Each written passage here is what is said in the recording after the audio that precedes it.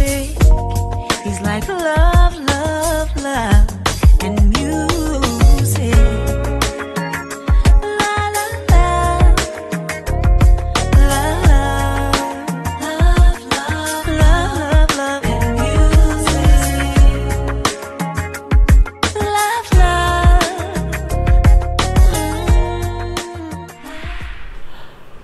Hello, hello, hello, everyone. Thank you for tuning in. I am Jaylee. This is Jaylee's Corner. This is my review for The Real Housewives of Potomac. This is season 3, episode 17. The season finale comes on next week. And I have to be honest, it was boring to me today.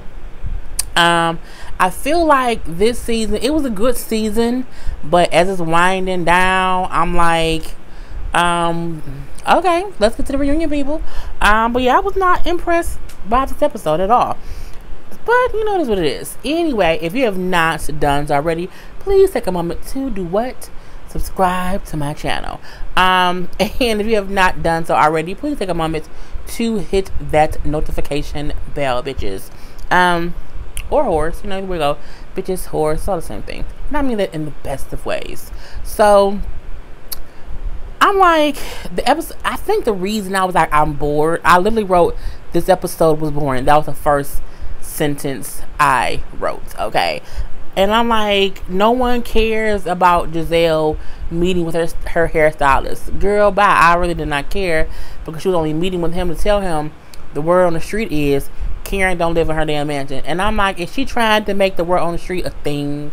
Like, no, we don't like that. Not too much is too much. We don't really care. And then we don't care that she does not know French. Okay, bonjour, oui, oui, whatever. She don't know that. And you know, she said how Karen don't have to go through her issues alone. We can be there for her. I can support her even if she lives in an apartment. Girl, bye. I don't care, Giselle. I'm not here for the bullshit at all. I'm not. I think now they're trying to just make scenes to wind up the end of the season. But I mean, and I feel like this episode was strictly a filler episode, because they kept talking about, oh, they're gonna do this piece of things to Karen's house, whatever. Anyway, that's towards the end. But again, I did not care about Giselle meeting with that man. I did not. Or that he was around here 2 seasons ago. Girl, bye. Next, Ashley is in her feelings because when she got home from the trip, she did not come home to a warm house like everyone else, okay? She came home to a loveless and homeless, not homeless, a loveless marriage, and basically like an empty home or whatever, because Michael does not seem, you know, like warm and fuzzy, and she came home like a dog and like a duvet comforter. So she's like, my house is quiet, there are no pitter-patter little feet, and I did not come home to a warm home like the other girls did, going home to their kids or their husbands or their men. I came home to, yes, this damn dog and this damn cover, and that was really it. We do see her talking to her mom on the phone, and that's how they kind of plan to meet up. Her mom is still with that damn deadbeat man. The same with Ashley, with her the deadbeat Michael. Michael's a deadbeat husband. Okay, if you think about it, he might work and pay the bills, bitch, but he ain't loving, if you ask me. So my thing is, a deadbeat can be two different things. You have a deadbeat who don't make no money, and he give you like good sex and company, or you have a man who pays the bills or whatever, and y'all married, but he don't show you the love and affection. Like, he don't want no, like, he just, you know, he just there to, you know what I'm saying, you $5-10 or whatever and go get ice cream or whatever. I mean, it is, Michael is as much of a deadbeat as her mama man is. Her mama man just don't pay no bills, but her mama happy with that man. You are unhappy with your husband, but you financially stable. Your mama just needed some more money, but that man that she liked was making her happy for whatever reason. And the thing about it, the funny part is, her mama has got up off on her feet and is no longer homeless. She's no longer living in the house that Addie was paying for. She's no longer in the hotel. Her mother has gotten her own house, okay? Her and that man who they don't like, who keep her mama happy after all these years, baby. So I'm like, okay, mama, because you know what, sometimes you have to like give people, like, you have to push people off a ledge for them to fly. She had to cut her mama off financially, and her mama got her shit together, because she like, you know what, I'm too old to be homeless, baby.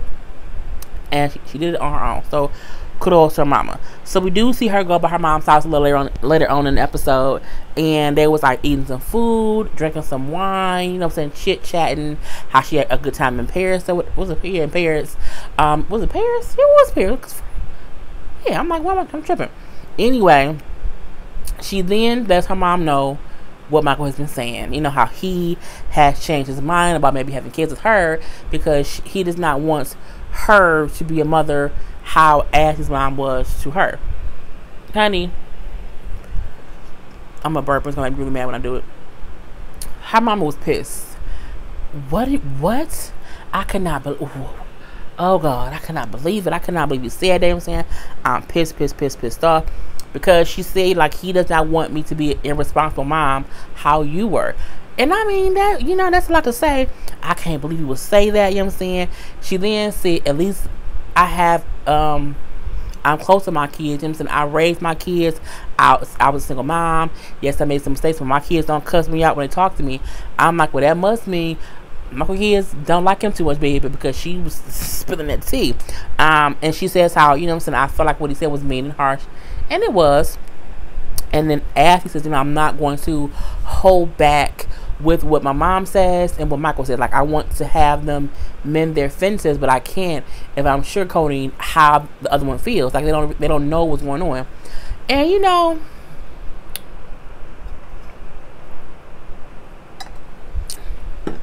that can be messy. It can be looking as messy, or like she wants to fix it. It can go either way, bitch, and Ashley can go either way. So her mom like, I can't believe it, because when he first met me, when y'all were first dating, he said that, you know what I'm saying, I was nice and that I did a good job raising you or whatever. So I don't get how now all of a sudden I was a bad parent. You know, she's like, I think he was making excuses.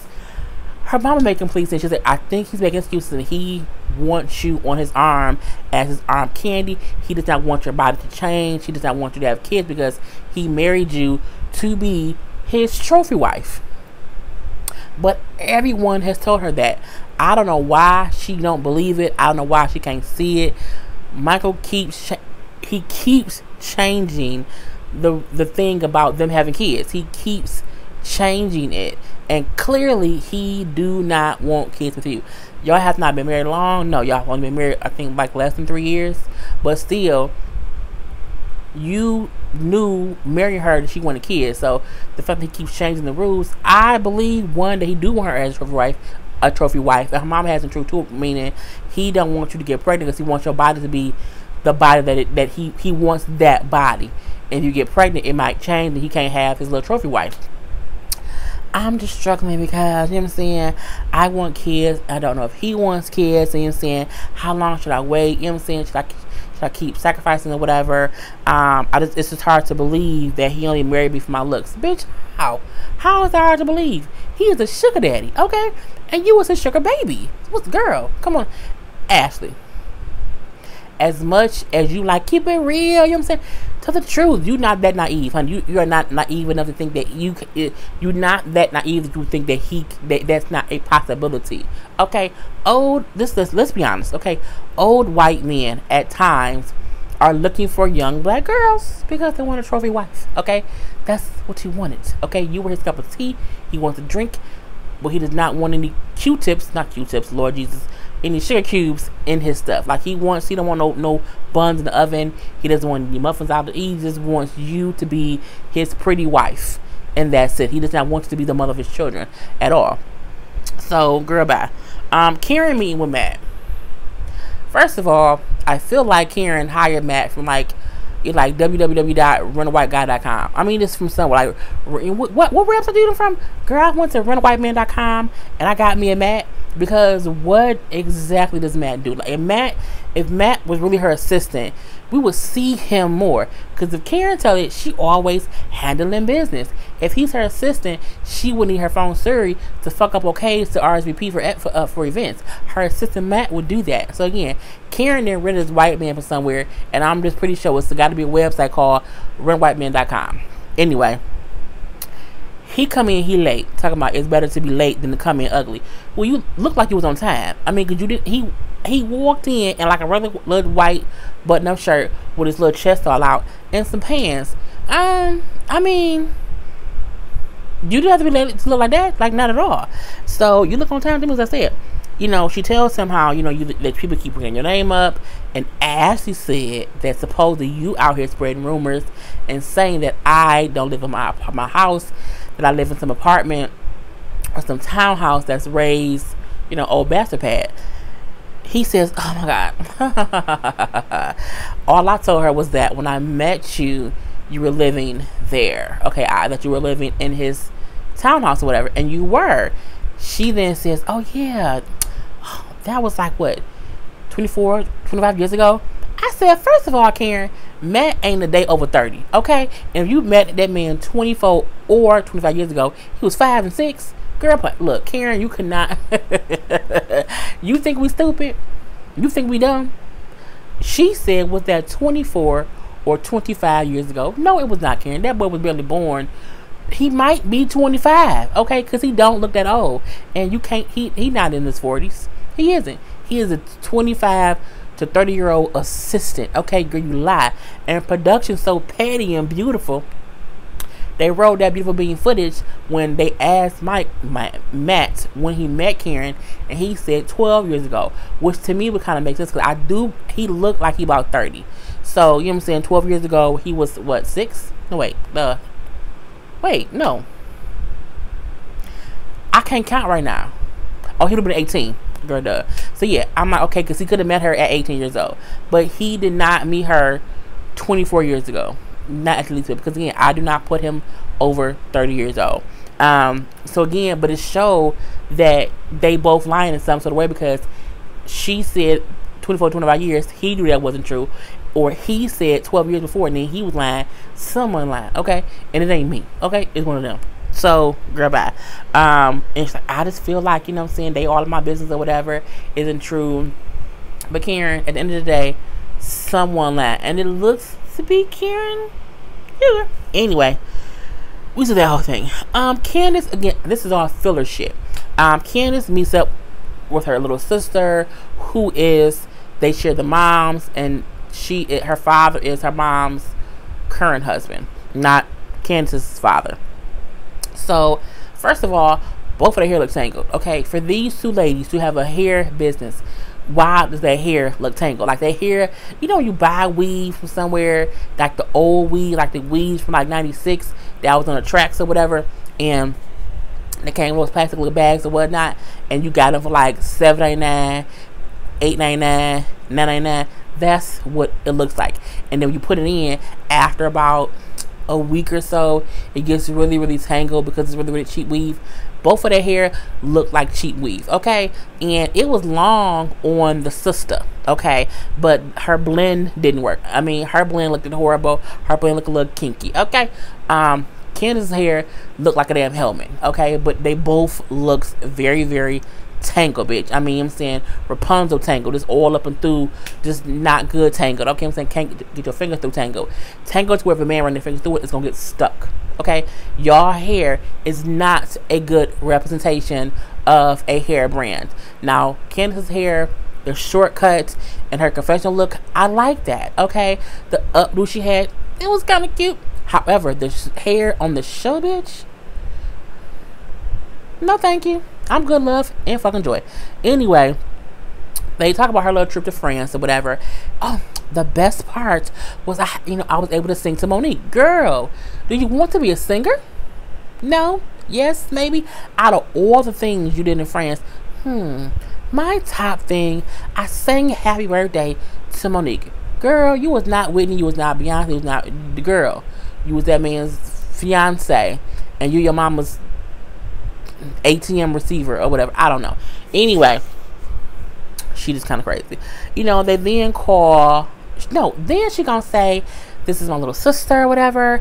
She's the Solange to my Beyonce." I say, them was the wrong sisters to compare y'all to. Okay, I get she meant I'm the little demure one.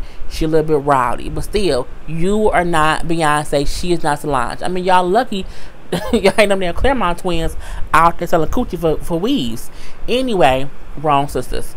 But whatever. But again, I don't like y'all hair. I do not. The hair in the show, your hair should not be tangled, bitch, at all. You have a hair business. You don't have the best weaves, okay? Girl, that is not Brazilian. That hair is from a city in Michigan, okay? Like somebody went and they shaved all the heads of some girls in Michigan, in Utah, in Chicago, and maybe in Arkansas, maybe even Alaska, okay? Somewhere. But that hair is from this country, okay? It's not out of the country at all. It's very much so us, okay? And it just looks, it looked dry. Oh, it's got my nerves. Anyway, her and sister girl called Mama Warbucks, okay? They mama. Yes, her name was Mama Warbucks. Because they basically want to ask her what's the next step in the storefront for their weave business, and how, you know, the online is doing really, really well. But if we have a storefront, people can come in, they can touch the hair, they can see the hair, and sometimes someone feels it. It can be, you know what I'm saying, a way to close a sale. If anyone see your hair on this TV show, they're not going to want your weave, okay? Because you did not put your best foot forward, honey. You just did not. I'm like, well, whatever. The mama then says, you know what? Okay, cool. And they then some kind of way convinced the mama to only be a consultant and not try to be a boss, not trying to be a supervisor or anything like that. But I'm like, I mean, at the end of the day, the mama still have everything. So she gonna be bossy even if she wants to. And the name might be consultant, but she gonna come through there like, I want this to be done this way. Why, mom? Because I paid the cost to be the boss. But, you know, if they like it, I love it. And we shall see if the storefront happens in real life. Because we never know. So, Robin is getting her fixer-upper together. The house is a disaster. We know that to be true, but she's there. She's all happy. I'm happy because people be like, Giselle got there, honey, and when Giselle pulled up and was looking, all I heard was Nene voice saying, "Ooh, child, the ghetto." That's what I heard watching Giselle pull up. I mean, because it's a bad house. However, you know, we seen Robin was okay. But Giselle and Ashley was like, oh my God, it's so dirty. Like, oh my God, it looks horrible. I am proud of Robin for the simple fact, people don't realize you get those houses that look horrible and you fix them up and you sell them, okay? You flip them. It's called a fixer-upper. It's called a flip, okay? I watch HGTV on all my spare off time. That's all I watch when I'm not reviewing and I have a moment at home to just not talk. I watch the HGTV channel. I watch the house shows, and I just don't say shit. I don't be on the phone. I don't be on the internet. I just watch fixer-uppers. That's my meditation time. But it's, if you have the money to do it, and you buy the right house in the right neighborhood, you can make some money. So I mean, it was smart. But Giselle and Ashley don't get that yet. But excuse me, I'm pretty sure if Robin flips his house. You flipped it? You made how much? Girl, you want a partner? It's gonna be a whole trifecta, fixer-upper, the Three Stooges of whatever's way. I don't know. Who cares? So she knocked down some walls. They're so happy that she's breaking ground on her first endeavor. I'm proud of her. You know what I'm saying? It's a cool thing. And I hope that starts her to doing other flips. Jeff Lewis on Flipping Out. I love that show. He started off flipping houses, you know what I'm saying, back in the day or whatever. And now he flips. He's doing it all. Okay? Please believe, if I get enough money to buy a house and flip it, bitch, I will. Okay? Flip or flop all day. Anyway, they drink some champagne. They're chit-chatting or whatever. They're discussing Karen. I'm like, okay, at this point, y'all are a bit obsessive. Okay? Every conversation y'all had together should not be about Karen. Karen then told y'all motherfuckers, look, she live in that house, leave her be. Her husband, her is good, her finances is good. Until she proves otherwise, leave it be. When you don't leave it be, you being petty, you being extra, and Karen has the right to cuss y'all out from the root of the tutor. Okay, from up to down, from left to right, all up and through. So they like, you know what I'm saying, we need to go to her house and like see at night if she really lives there. I'm like, that is called stalking. Okay, it's illegal in all the states, all over America. I think in all the countries, everywhere, it is illegal to stalk someone. If you go to that lady's house looking to see if she lives there, you are crazy. But yeah, we see Monique and Chris enjoying a nice little, you know what I'm saying, wine, of course, so they drink all the time, and cigars in their beautiful backyard. That backyard is fucking gorgeous. Okay, made me jealous. Okay, I want to move in today. Anyway, she rubbing his feet because he says his ankle is swollen or whatever. I think he is thick. And as she rubbing his feet, he likes to when I'm gonna get another baby. I'm like, well, damn it, bro. Just chill out. What's going on? She just had a miscarriage. We have to plan it out. You know, we can't have it during football season. But we know that she's pregnant now, so that part doesn't matter. Anyway, she done rubbing his feet. She then jokingly says, "Okay, me next." This fool said, "It's about me tonight." I'm like, bro, what kind of husband doesn't automatically rub his wife's feet in response to her rubbing his? I'm like, that's just what we do. Okay, if you rub your husband's feet, which wives do, there's nothing wrong with that, as long as his feet is clean. Okay, you should rub your girl feet. But I'm like, he was dead ass like, it's about me tonight. I said, it's really a spoiled ass brat. I'm like, girl, couldn't be me, not about me. The fuck. Anyway, she then brings up how, because they're talking about how they were arguing before she went out of town, and she said that she knows how she do things and say things that bother him, and for her, she would not understand why the things that she did bothered him. So that was her point of contention with him. He then said, you know what I'm saying? Because she says, I know it should not matter why it bothers you. I just need to acknowledge that it bothers you and not do it. Or handle it better. He says how he needs to learn how to pump his brakes and not get so worked up because he feel disrespected and he then like blow up or whatever, and he shouldn't blow up gas or whatever. I'm like, so we see what happens. She do whatever. We don't know what she do, but she do whatever. He feels like she is wrong or she shouldn't do it. He mad about it, and then he blows up, and it becomes a big ass argument. And then now she feel like, well, I just shouldn't do those things. No, sometimes, bro, calm the fuck down. Okay, calm the fuck down. Cause what is it? Unless she out here spending up all the money and she not making any of the money, and then you pissed off because even though y'all rich, she can't be out here spending, you know, some thousands and thousands of dollars when y'all might not be getting that money in. Okay, that's a reason to have a conversation. But the whole blow a gasket, I'm like, what be going on? Like, what does he do? Like, Monique, girl, blink twice. You need help? No? Okay, let us know. Anyway, so they have that little agreement what they both need to fix to stop having these big ass arguments. I want to see an argument on camera. Okay, I want to see what they argue about and how he blows the gasket. I need to see that. Okay, I need some behind the scenes footage.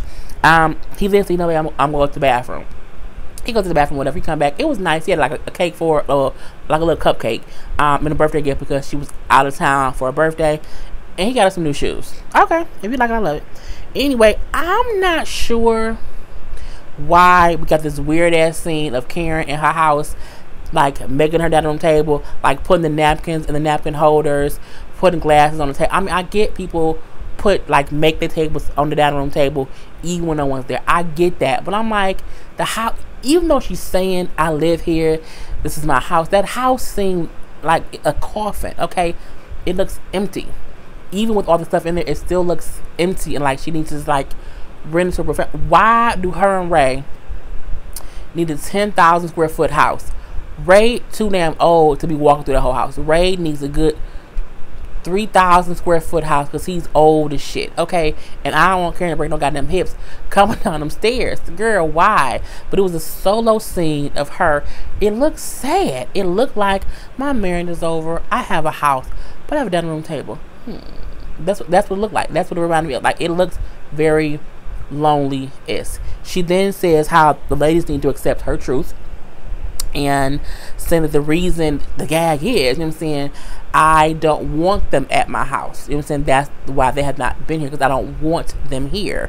My house is fabulous and they can't have it. And first of all, I don't think she lived in the house all the time. I don't. The house,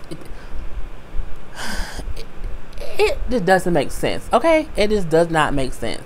I don't believe it. I don't. I need to see her. I need to see some mail where they came towards the address. I need her I don't know. I need to fly to Potomac and see. Well, she not even in Potomac anymore.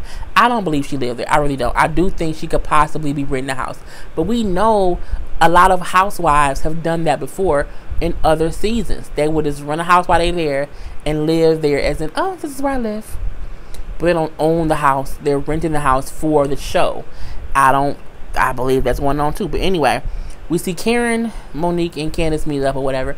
It was a quick little thing. I don't really think it was a big thing. First of all, Karen, get them damn glasses off your nose. Okay, I felt like either her nose was gonna break off or the glasses was gonna fall off. One or two was gonna happen, but neither one of them happened. You know, Candice brings up how her and Chris is still planning the wedding, how Chris helps her so much to deal with her mother, because at times it's hard for her to deal with her mother. And how it's frustrating having to go to her mother for things for the wedding. She's paying for it. She is paying for it. You would not have to go to her for anything if you paid for your shit yourself. Until you're paying for it yourself, shut up. Anyway, I like how both Karen and Monique said to Candice, like, look, we don't really know you much, okay? We don't see Chris much. When we hear about you or about Chris, it's always about your wedding. Like, we need to, like, kind of see you and him in like a couple setting without wedding talk. And what's crazy is the wedding is like a year away. So you came on a reality show and all you talked about is a wedding. And at this point, we don't want to hear about it. Like, I think next season, because you should have saved wedding talk for next season. You know what I'm saying? Like, it should have been a little bit of wedding talk, but not this much. Because again, next season, I won't give zero fucks. I saw a net about the wedding. It flew away. So girl, bye. But I like how Karen and them both said, like, you need to kind of let us into more who you are, because it's like it's too much. We keep giving you chances to, you know what I'm saying, open up, and it's always about wedding, and nothing else. So she's like, you know what? I realized I'm focusing so much on the wedding, I'm not focused on Chris. I don't want to, you know, be ending my marriage while I'm starting it, and I don't even realize it, because I'm not paying any attention to my fiance, my husband, and I don't want to be divorced like my parents and like Chris' parents. Well, girl, grow up. So the end was boring too. You know, we see Giselle, Robin, and Ashley get together to fakely deliver a pizza to Karen's house that night until she lives there. They're all dressed in black, putting on costume. They ordered a pizza from somewhere else to deliver to Karen's house. Now, I do think Robin's outfit was completely hilarious. She did look like a man. Like, it was perfect. But I do also like how Giselle and Ashley's outfits were jokes. Like, Ashley did have on like a Wolverine type wig, and Giselle had like a little weird curly afro type thing. It was cute and funny to where if Karen was at the door, it would be funny how they were dressed. Okay, it would come off like, oh girl, ha ha ha ha ha. So, but again, they're going at night to see if she lives there. Now, see, Robin was saying, like, you know, I would love to be there for her, but she just does not let us in. She don't like y'all. She don't trust y'all the same way y'all don't trust her. So, I mean, at this point in time, it's redundant, bitch. Giselle said how before Karen moved, she would always be at Karen's other house because Karen was always having something. She's like, but now Karen does not have anyone over to their house. Cause she had Monique over there once. We saw one scene with her daughter in there, and we saw like one scene with her and Ray talking at the damn dining room table. She ain't shot no other scenes in the house, if truth be told. And she hasn't invited anyone over there since that big ass party last season. So who knows, honey? I think she's rented it, and they can only have so many hours a day. But the episode goes off with them getting to the house and her walking up to the house and ringing the doorbell. And it was dark as hell. Okay, I would have been scared to go up to the house. It do look like no one is there, but it could be they just out somewhere, or they could be asleep. They go to bed like what, 7 p.m. Girl, bye. So we have to wait until next episode, which is the season finale. I can say that I am ready for the reunion. Okay, absolutely, positively ready. So if you've been watching for this long, I'll be forgetting to put codes in all the time. So the code is Waterboy, or oh no, not Waterboy, Adam Sandler, Chris Rock, Eddie Murphy, George Carlin. Pick one of them four. And then, what did I think I saw earlier in the video? Bye!